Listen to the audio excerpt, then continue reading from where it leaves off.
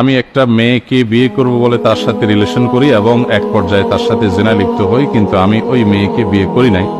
এখন ওই মেয়েকে আমার কোনোদিনও ওই মেয়ে আমাকে কোনোদিনও ক্ষমা করবে না। আমি আল্লাহর কাছে তওবা করেছি, আল্লাহর দরবারে কি আমার তওবা কবুল হবে? প্রথমত আল্লাহ মাফ করুন, এই ধরনের গুনাহে যদি কেউ লিপ্ত হন তাহলে সেক্ষেত্রে সেটা ডাবল গুনাহ হবে। তার কারণ হলো এর ফলে প্রথমত প্রতারণার গুনাহ হবে, দ্বিতীয়ত হলো জেনার গুনাহ তো আছেই।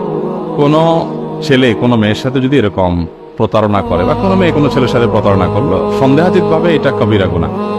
কিন্তু এটা হয়ে গেছে, একসময় হয়ে গেছে, এখন আর সেখানে ব্যাগ যাওয়া সম্ভব না। হয়তো সে মেয়েরও বিয়ে হয়ে গেছে, আপনি অন্য কোথাও বিয়ে করেছেন, তাহলে এখন আপনি কি করবেন? এখন আপনি আল্লাহ তাআলার কাছে তওবায়ে নাসুহা করবেন এবং আপনি আপনার কর্মকাণ্ডের জন্য আল্লাহর কাছে অনুতপ্ত হয়ে মৃত্যু পর্যন্ত চোখের পানি ফেলে দোয়া করতে থাকবেন, আল্লাহ যেন মাফ করেন।